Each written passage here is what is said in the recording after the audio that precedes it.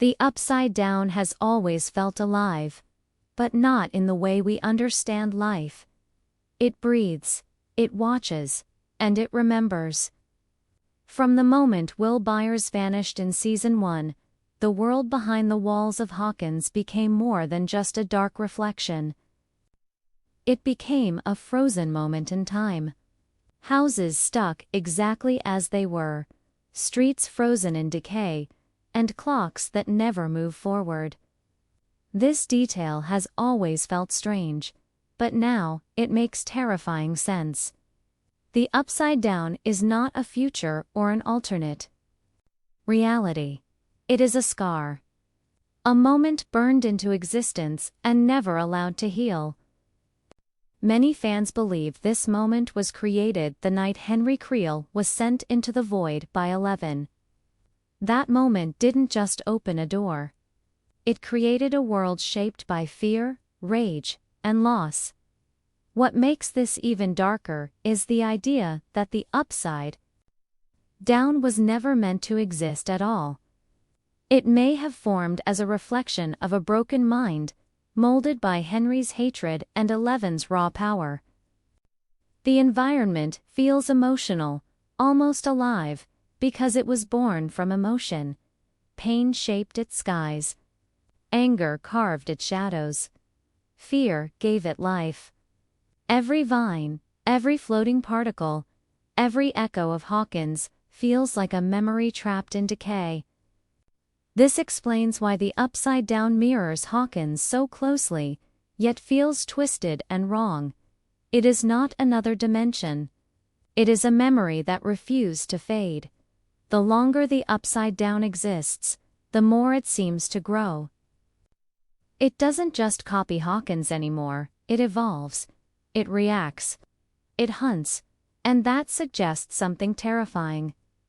The upside down may not just be a place. It may be learning. Learning how humans think. Learning how they love. Learning how they break.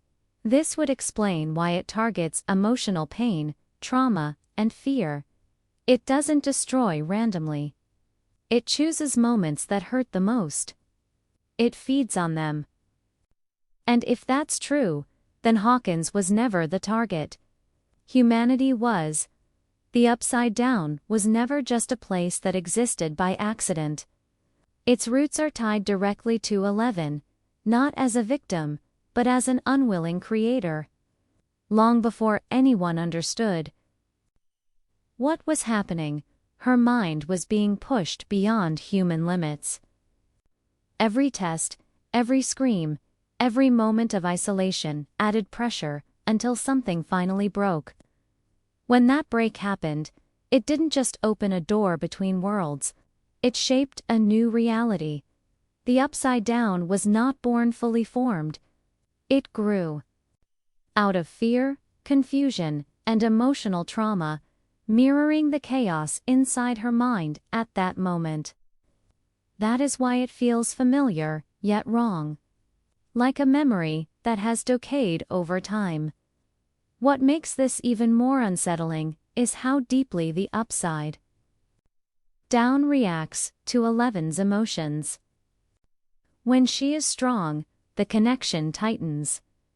When she is afraid, it spreads. The environment seems to respond to her state of mind, as if it is listening. This suggests the upside down is not just influenced by her power, but tied to her identity. Every vine, every shadow, every pulse of energy feels like an echo of her pain. It's not just a world she opened.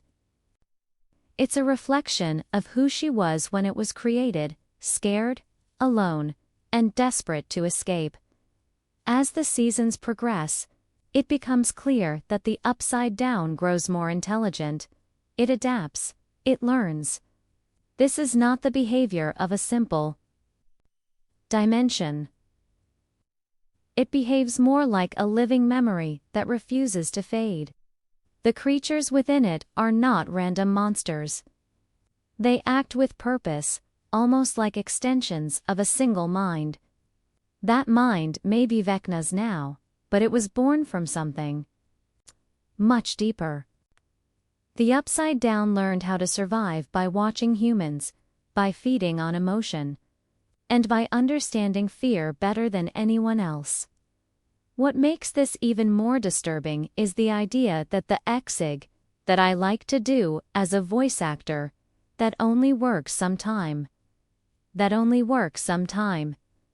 The Upside Down learned how to survive by watching humans, by feeding on emotion, and by understanding fear better than anyone else. Upside Down may not want destruction at all. It may want connection. It mirrors Hawkins because it longs to belong to it.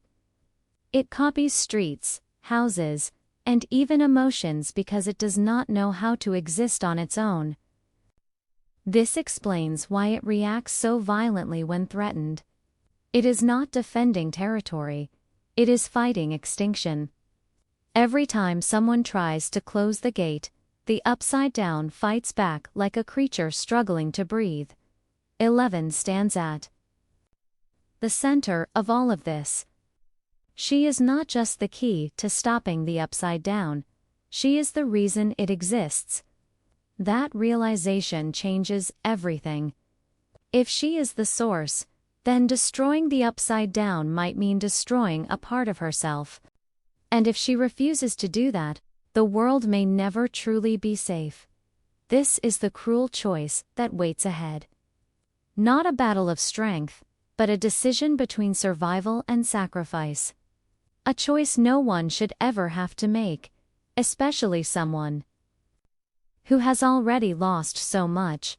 Vecna's true power has never been about strength or destruction alone. What makes him dangerous is his understanding of the human mind. He does not simply attack his victims, he studies them. Every fear, every regret, every buried memory becomes a weapon in his hands.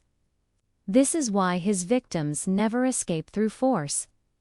They collapse from within. Vecna knows that the mind is the real battlefield, and pain is the fastest way to control it. This is also why his connection to the Upside Down feels so complete. That world operates on memory and emotion, not logic or time. It bends itself around trauma, just as Vecna does. What separates Vecna from every other threat the group has faced is that he doesn't see himself as a monster.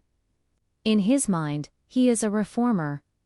He believes the world is broken because people hide from truth, emotion, and pain. Where others see suffering, he sees honesty.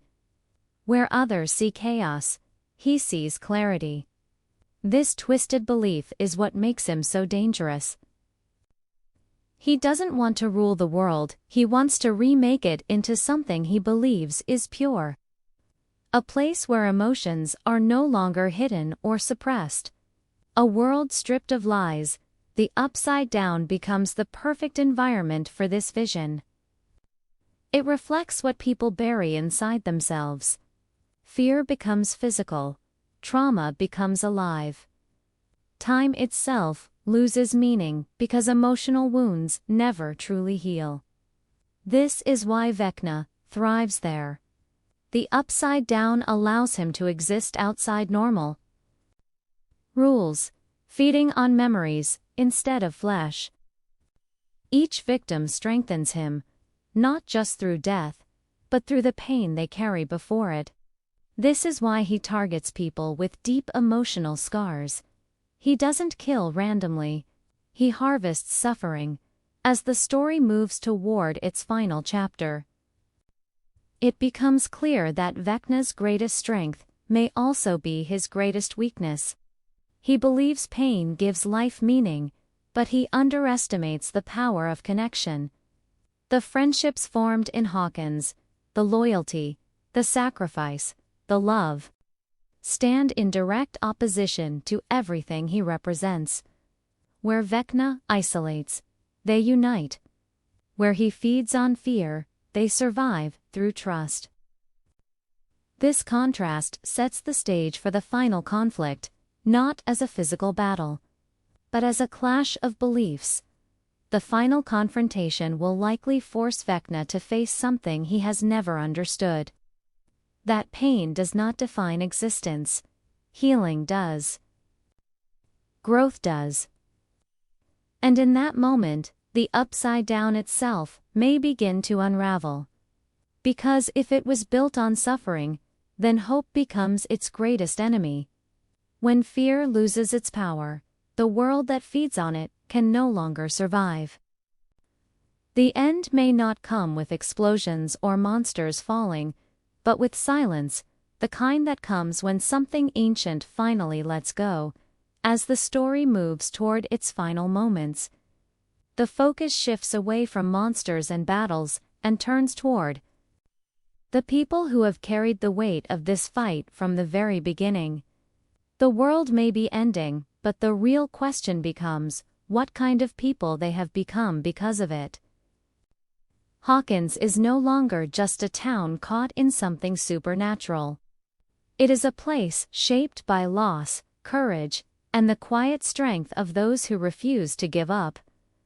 Every street, every house, every familiar corner holds memories of fear and survival. By the time the final chapter arrives, the characters are no longer running from the darkness. They are standing inside it, finally ready to face what it has taken from them. For Mike, the journey is about learning what it truly means to love someone without losing himself. His connection to 11 has always been powerful, but also fragile. He has struggled with fear, self-doubt, and the belief that he is not enough. In the end, his strength will not come from bravery in battle, but from honesty. Choosing to stand by 11 without trying to save or control her may be the most important decision he ever makes. His growth is quiet, but essential. It shows that love is not about fixing someone, but about believing in who they already are. Will's story carries a different weight. He has always existed between worlds, never fully belonging to either. The upside down left a mark on him that never healed, and his connection to it has shaped his entire life. As the story reaches its conclusion, Will may finally understand why he was chosen. Not because he was weak, but because he was sensitive, because he could feel things others could not. His pain becomes his strength, allowing him to sense what others miss. In the end, Will's role may not be to fight, but to guide. To help close the door not with force, but with understanding. His journey is about acceptance of himself, and of the darkness he carries without letting it define him. Lucas represents something just as important: resilience. He has lost friends, trust, and pieces of his innocence, yet he continues to stand his ground.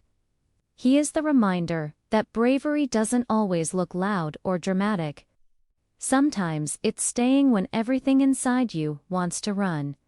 His strength comes from loyalty, from refusing to give up on the people he loves, even when the cost is high.